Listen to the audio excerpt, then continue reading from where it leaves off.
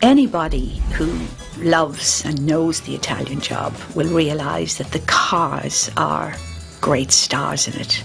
And in order to make them great stars, you had to have great stunt drivers.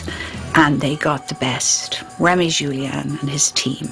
Quand j'ai eu ce premier contact avec... When I had this first contact with the Italian job, it meant Paramount, Michael Caine, all those things.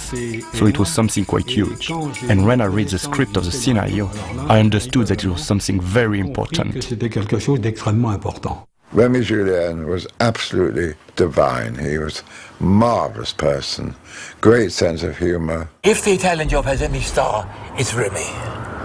Remy is the greatest. Remy was the greatest stunt driver. He was the most imaginative. He was technically the most brilliant.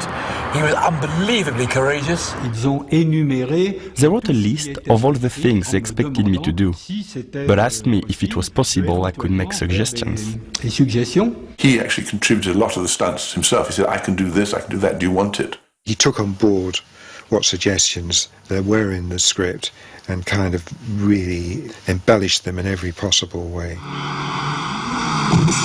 I think there was a sense when Remy Julien came on board that anything was possible. I remember driving home one day and I saw the Mini being tested, you know, and it came to traffic lights. The traffic lights turned red and somehow Remy threw his body back and the Mini sat up and begged with four wheels up, and then when it changed to green, he lurched forward and the Mini dropped and he drove off again.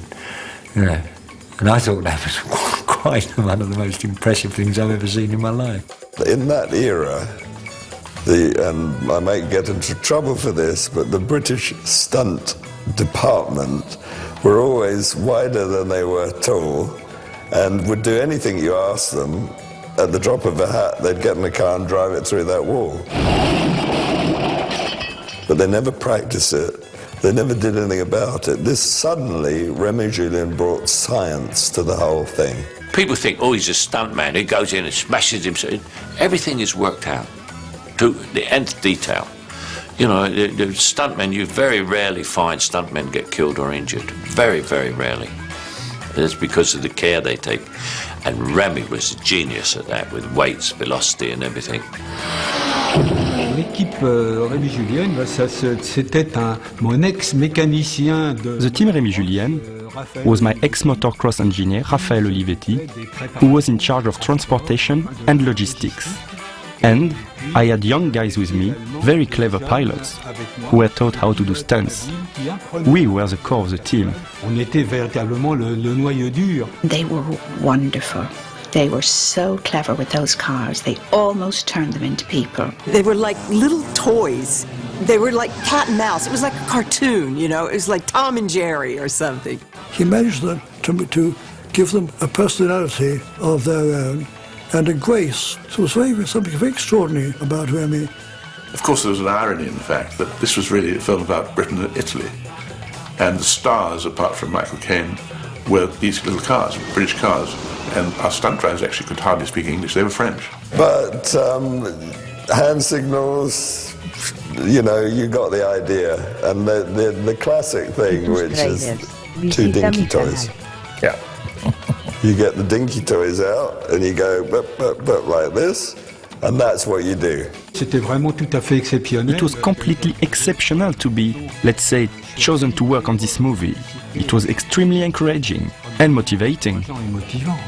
Remy Julien to this day is known as the best car stunt team in the world.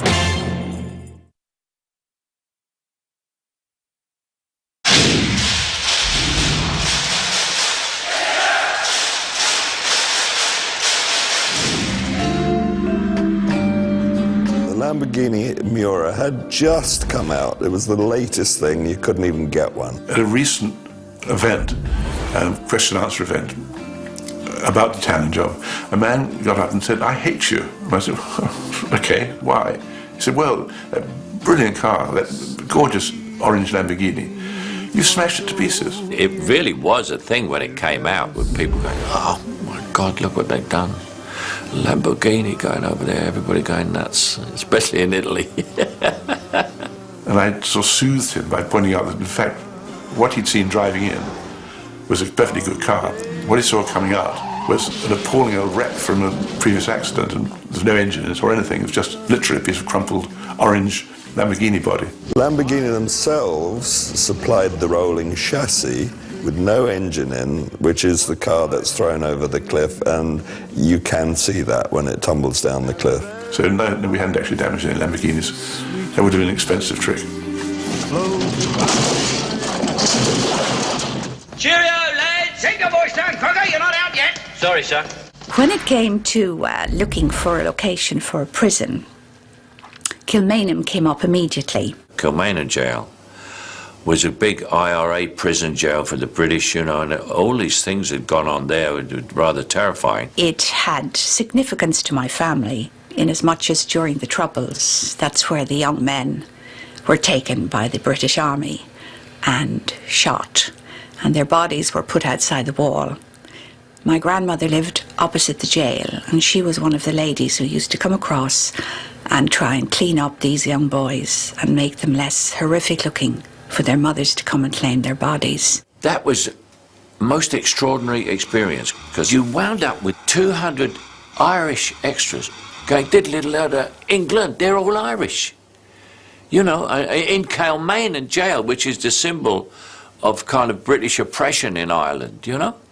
And I thought that was extraordinary of the Irish to do that, you know, and they didn't, no one said, we're not doing it, or I'm walking out. They all did it.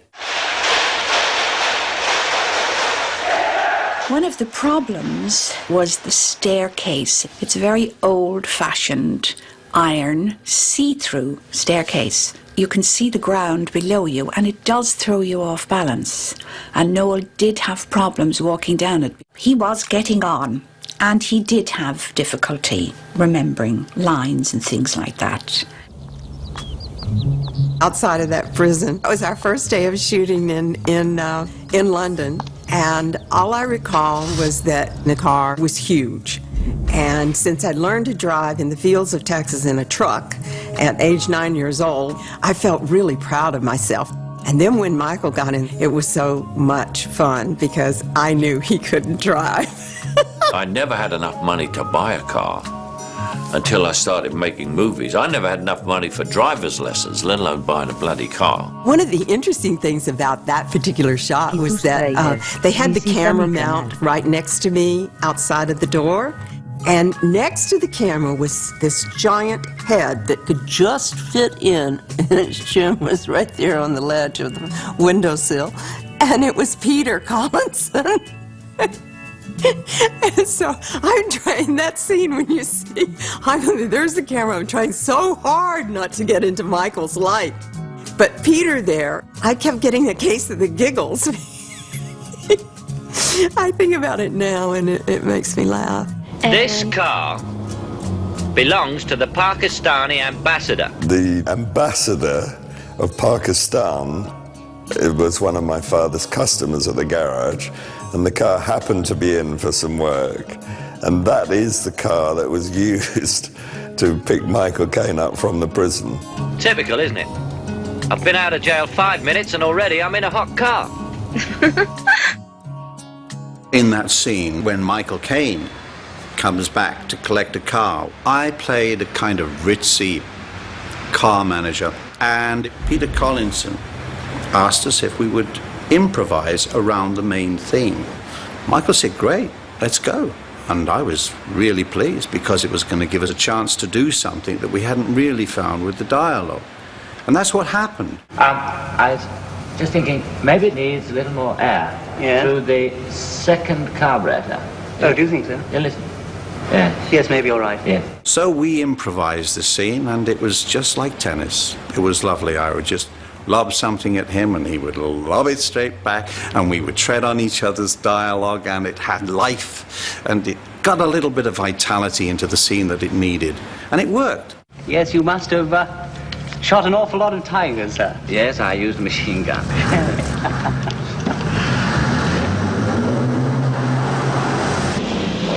What happens in the scene at the Lancaster is that he arrives and he thinks we're just going to have a little quiet dinner with the two of us. And then, of course, he opens the door, and I have gathered all of these darling girls. Well, shut the door, Charlie. You're going to cause a terrible draft. He looks like the cat with the cream across his lip, you know. Ladies? It was fun because that is what was happening in London and everywhere then, you know. It was all free love. Good to see you, Charlie. Sweet child. Those girls were so sweet, and we all bonded with each other. And, you know, we were ganging up with Michael, tickling him, stuff like that. And it was a lot of fun. And the thing about Michael Caine, the way we bonded was he likes to do it in one take. I like to do it in one take. We're just kind of quick like that. Very nice, very nice. Now, what would you like? Everything. My favourite scene in the movie, let me think now, because there's so many of them. I mean, my favourite line in the movie is you're only supposed to blow the bloody doors up. Who do you go to in the council to go and have permission to set off explosives? Well, basically, they didn't even go and ask permission. They snuck the van onto the green, filled it full of explosives, and blew it to pieces. 5. Unfortunately, very quickly we were hearing car sirens, police sirens coming. 4. First assistant said, "It's a wrap," and everybody scooted because it threw windows out on houses round about, and it was a hell to pay. 3. When I wrote it, I never thought that anyone would quote it 40 years down the line. 2. Well, you're just wondering whether you want to go and see the movie when it comes out, let alone remember a line for 50 years.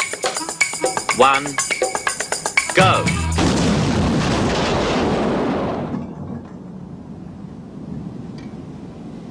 You're only supposed to blow the bloody doors off. Having got over the shock, we of course all burst out laughing, which is what the audiences, I've noticed, all do now. They say, you know my favourite line from Italian Job? I say, it's not you're only supposed to blow the blood. How did you know that? Did you? Would we wear stockings over our heads? Oh, no need for you to. Oh, I'd like that. Benny's character, I always thought, would be the first to rush in and try and help and get his hands on the fat lady because he was obsessed with fat women. Dorita, the wonderful actress that we had, she didn't mind at all, but Benny was terrified of doing it. I kept saying, Benny, get your face in, get your face. He wouldn't. Of course, I wouldn't want to get Matron into trouble. Not that way, anyway. She's big, big. I thought the idea of him lusting after fat women was rather perfect, true Benny Hillary. And it felt like Benny Hill, obviously tongue-in-cheek, but it felt right. It was incredibly politically incorrect. Others might have felt that it was rather too vulgar, but vulgarity, not such a terrible thing. And nowadays, I think the younger audience, the kind of particularly the laddish audience, are very tolerant about all that. But in the 60s, I think they just would have thought that was not on. Pretty car. One of the things that caught Michael's attention when he was thinking about the film was the fact that instead of killing people in the film, we were destroying cars. Paid for? He heard me say at some point something I'd forgotten, which was that people get much more upset when they see an Aston Martin being destroyed and thrown over a cliff than it would be if the mafia had killed somebody. It was the opposite of what was going on there, where people were being murdered in thrillers all over the place, a sort of pornography of death, and we just were killing off manufacturing symbols. Because when you watch someone being killed in a movie, you know he's not being killed. But when you saw that Aston Martin go off a cliff, you knew it was a real one. Just before they shot, Peter said, oh yes, I know, when the Aston goes over the cliff, I want it to burst into flames. After the two E-types were crushed by the big digger, it proceeded to pick up the Aston Martin to throw it over the cliff, and unfortunately at that point the special effects exploded. There was only one Aston Martin, and that had been destroyed on the first go at it. And we had no car to do the shot again. You just lost him his insurance bonus. So I went to Milan, I drove around virtually all night, and eventually found a Lancia Flaminia convertible, which luckily was silver, it was the right colour, had a black hood, and that is the car that's thrown down the cliff. You can see it in the film, but you have to kind of know. you know, there was no time for laughs on that. I mean, we got to get this shot, and we've got to get this today, and we're losing the light. I had just arrived, and I was on LA time, and at lunch, I had no idea it was a 2-hour lunch, and everybody's pouring, Ralph Filone is pouring me, you know, wine, and I'm drinking this wine. Well, after it was over with, and they were going to do some of the biggest crashes and everything, I was like falling asleep. I have a picture of myself falling asleep, and Ralph is looking at me, you know. He was wonderful. I had the most wonderful time on this film. I think it's one of the best times I've ever had. When it came to the traffic jams, I really thought that they would have to fake them and use studio techniques. I went out every day with 100 cars and about 3 or 4 sets of traffic lights, phony traffic lights. And we'd just draw up in the corner and we'd create real traffic jams. Italy's a bit chaotic anyway. What the devil is happening? It's another traffic jam. It gets worse every day. A lot of people didn't notice. The most interesting traffic jam was the one we created in the Piazza Reale. We just pulled a truck across each exit, an electrical truck. They're all British trucks, but nobody could see all 4 exits at the same time, so they didn't know this conspiracy was going on. And the traffic just came and piled up, and the noise was unbelievable. I was fortunate I was sat on top of this tall building. Nobody saw the cameraman. If they had, we'd have been lynched.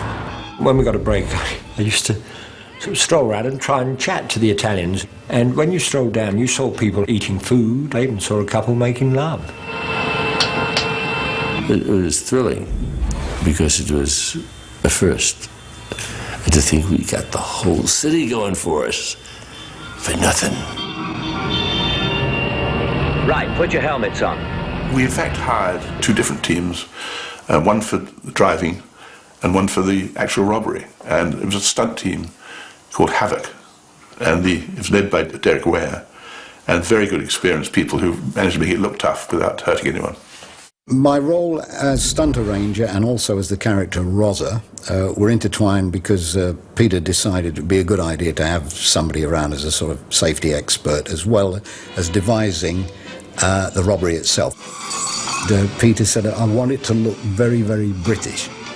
You know, they're not going in with guns, there's going to be a smoke bomb, and they've just got to set about everybody. He said, what do you reckon we should use? And I said, well, as far as I understand it, the pickaxe handle is the favourite heavyweight weapon for the English criminal. You've got to understand, the English criminal at that time, it was almost unknown for any of them to have guns. And he said, right, that's just what I want, terrific. And he said, well, what are they going to do? I said, well, they can knock people off motorbikes, smash windscreens and all the rest of it. In fact, that was the toughest stunt I had to do on the picture, smashing in that windscreen.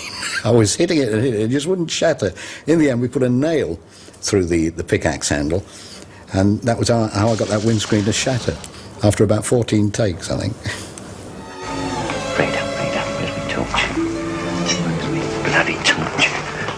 There is one line in the film that everybody asks me about, and it's when Michael Caine pulls a crowbar out from under the bed in his apartment and says, Hazel? Hazel, my lovely? Out you come. I was always mentioned, or I had a photo placed somewhere in every one of Pete's movies, for luck. And may I raise my glass to Signor Altabani and his most beautiful wife, to thank him for his hospitality. I had a cameo role with Ralph Filone in The Italian Job, and it came about when I was at home at the hotel, and a car drew up, and somebody jumped out and said, quick, quick, your husband needs you to do something in the movie. And I was so thrilled, absolutely thrilled. So I got my glamorous evening suit, dashed out to the set, got made up, hair done, arrived on, and Peter said, oh, thank goodness you're here, which made me feel full of joy. And he said, the agents here keep sending me tall, dark, elegant Italian models for the dinner scene, and I'm looking for a small, blonde scrubber. So I swallowed my feeling of anger at being so insulted and got down and did the scene, because it was with Ralph Filone.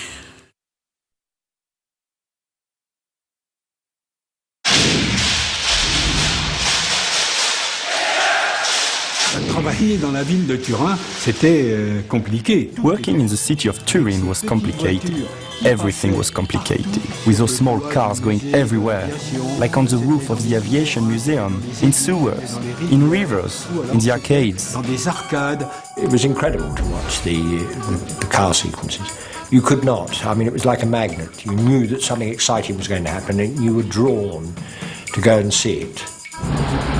When I took Peter around on occasions and he saw his staircase, I said, that's marvellous, we'll have him come down that staircase. So then we had to get permissions. Of course, that was in a very lovely old palazzo. In Italian, a car is a macchina, a machine is a macchina. And when the unit went to shoot in the palazzi with priceless artifacts, they said, we were coming in with a few macchine. And because we were making a movie, the authorities very often thought it was just a camera. And they nearly had kittens when 3 minutes turned up driving over their carpets, down the staircases and so on. When they went through and then down the steps and everything, I thought, oh my God, I've never seen stunts like this before. And that was the first time I thought maybe we've got something here.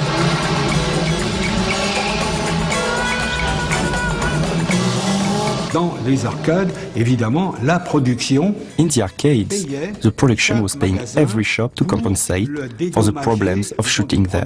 Qu'il causait, quoi. I'm afraid our Italian compatriot wasn't very honest, and he didn't really tell the shopkeepers until the very last minute that the cars were going to go down the arcades. But when they found out, well, one or two of them got very uppity, and I also saw perhaps a chance of little blackmail because they said no way. Dans toutes ces arcades où on passait, il y a un commerçant. Among the shops, one owner wanted more money. Okay, we stop everything. A huge shoot. With 300 extras, cars all over the place. It was terrible. C'était terrible. By this time, I mean, we put up neon strips and flowers and all sorts of things to dress the arcades in. But on the day, Tráilers. They Visita mi canal. made it impossible, and we had to pull out. Now, as you go round, look at that bloody exit. We can't go round here all night. A typical example of why we had to have the best was the jump across the two roofs. We did that in the Fiat factory, where there were a lot of flat roofs, and we had to dress in the rooftops with chimney pots, and we dressed in a cafe down below, so you could see suggestion of a street down there. Souvent on me demande, quelle est la cascade favorite? Very often, people ask what is my favorite stunt, and I'd say that the jump between the two Fiat factory roofs must be the one, because it was emotional, because it was difficult. I was very nervous, because that was 30 or 40 feet up.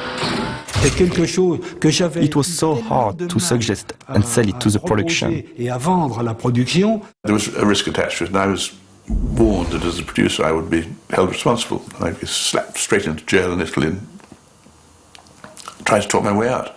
So instead of doing that, I had a car waiting there in case the thing went wrong, and a plane at the airport just to get out of the country. So I'd rather argue about it from outside the country than inside an Italian jail.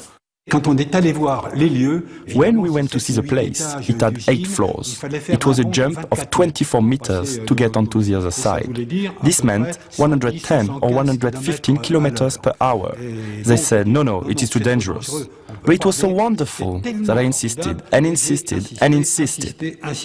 They practiced it on the ground. They had to get the angle of the ramp to be put on the edge of the roof so they could get enough height to clear. Avant le saut, just before the jump, Peter Collinsson, who was very nervous, told us, when everything is done, I will climb on the roof with bottles of whiskey and we celebrate. I told him, sorry, I don't like whiskey, I only drink champagne.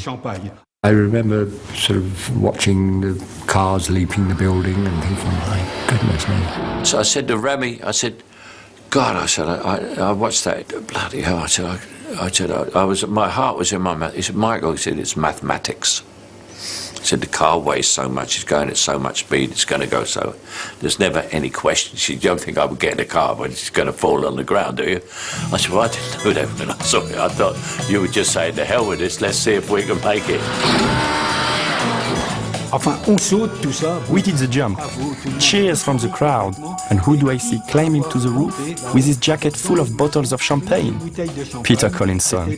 And we had some champagne on the roof to celebrate the jump. On the screen it looked fairly smooth and easy, but in fact it was pretty nerve-wracking.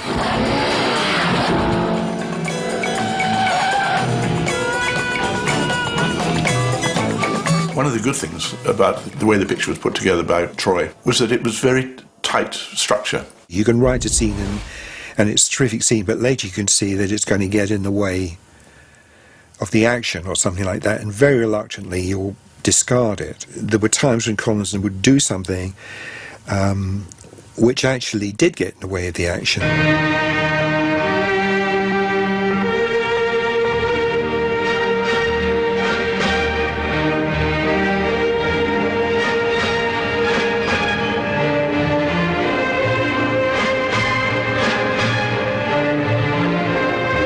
Peter came up with an idea, which he shot very prettily, very nicely, of the minis and police cars doing a sort of dance. So I saw some of the shooting, I thought, this can't possibly work. This is going to be terrible. I was wrong.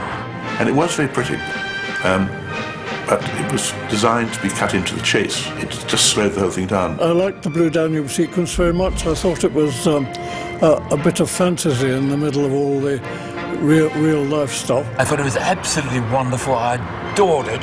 C'était vraiment à pleurer. It was a crying shame, because we would have loved to see everything. But it was a bit out of context in the film. It just was the wrong pace. We were hurrying to get to the end of the picture. And when I wanted to cut it, I had the support of Bob Evans, who agreed that it wasn't the right thing at the right time. Bob Evans simply said that the Blue Danube sequence was directorial masturbation and should come out.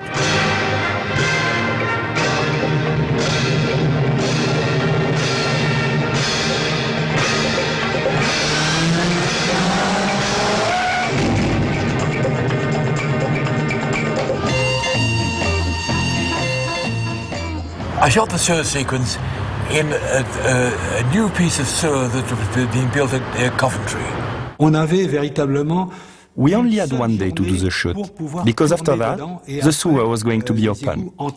I wanted to make the car turn a complete circle. The first run in the Mini, I thought, well, I must see exactly what it is. So I sat alongside Remy, and I was astonished with what Remy did with that car. I was very excited, I can tell you. On a fait une fois, deux fois, trois fois. Et on allait. So we did it once, twice, three times. We nearly managed it. In the end, we didn't make it, because on the floor there was some water remaining. It was wet, which meant a lack of grip. We almost did it.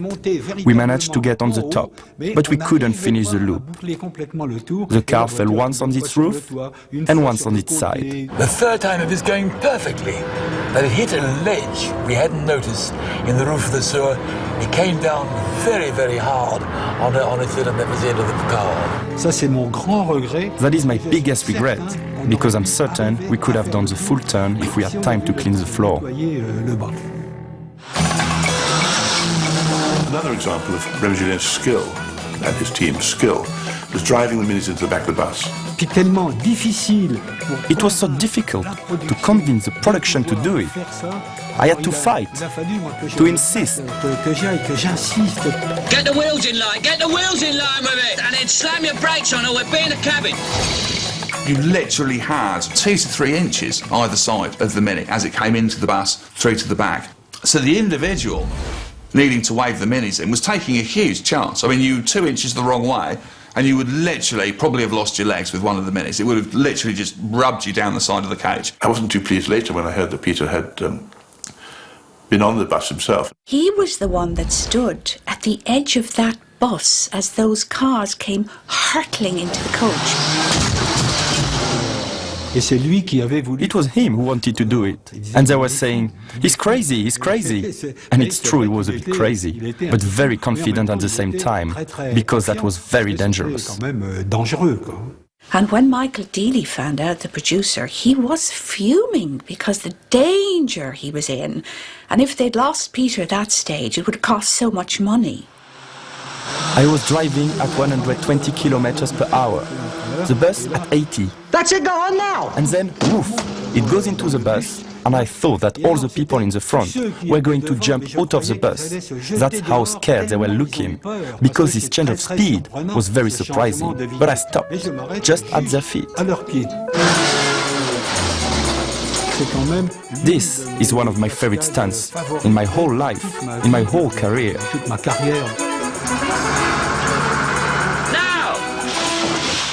One of the most interesting scenes, for me, is actually the throwing of the 3 minis out of the coach while going through the Alps. And of course we had to shoot that from the side of the mountain and also at the bottom of the mountain.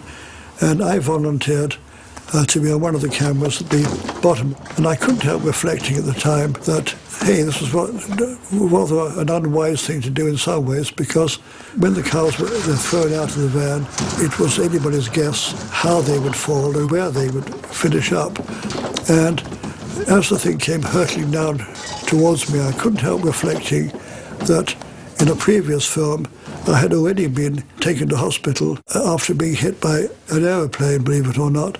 And I suddenly thought, I got away with that one.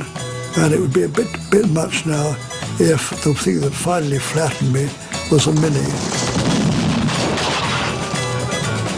J'aurais bien voulu, moi, à la fin du film, emmener une mini avec moi. Mais le film... I would have loved to take a mini with me when all the shooting was done. But the movie wasn't finished, and everything went back to England. So I don't really know what happened to them, if they are in a museum or if the brand got them back. I regret I didn't manage to get one. Je regrette de ne plus en avoir récupéré une. Does he really need all this equipment? He says he does. We ended up buying over 30 minis.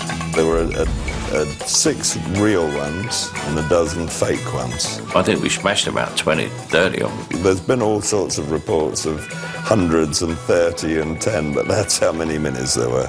We kept replacing them, which is why we got through so many. How many cars have you got left, Bill? Couple, Charlie. Every car had a dent or a ding or a bang on it, but none of them were written off. The 6 real minis all survived. Not a single one survived. If it had, I'd have kept it.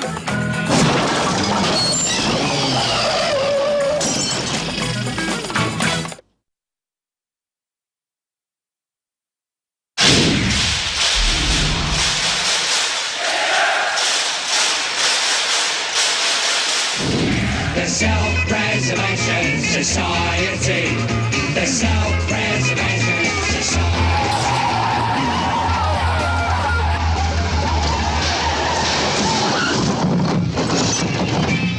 The ending was, to say, not a conservative ending for a film. That's what I loved about it. It was the unexpected. That was the great idea. There was no idea. There was no idea. There was no idea. Originally, there were something like 5 endings written. It was a great idea to have Mafia take the gold back. They all go to the bank with the gold in Switzerland, deposit it, and Michael Caine goes up to see the bank manager, who has this huge desk with a big revolving chair, and as the chair turns round, it's the head of the Mafia, and he thanks Michael Caine for the deposit.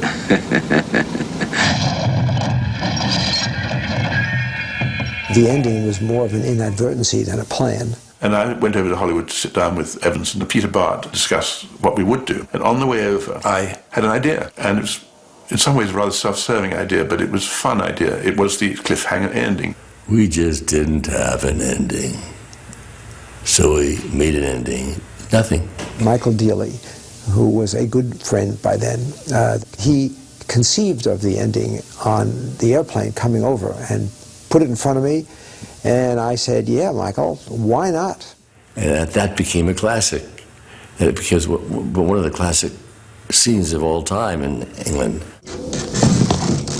One of the things I didn't like was the cutting off, and he said, I've got a great idea. Bang. And we got a lot of flack for that. People didn't like that ending like that. Everybody thought it was really awful, because I mean, I think it was they were running out of money. They wanted to end it in the Alps. It was shot with such verve. The music, the actual aerial photography, everything about it, the playing of the actors, which was done here in London, really made it one of the great endings of all time. Nobody move. The last scene inside the bus was probably the most fun we had in the whole movie. Soaked in beer, soaked in drink. Oh, you can see it. You see when everyone gradually picked up. It was a great day. It was a great day. It's a fit ending to the film. The way the second film would have opened. The gold's at one end, we're at the other. The gold would have actually gone over the edge. And he leans forward and switches the engine on. And we sit there for 8, 9, 10, 12 hours while all the petrol runs out.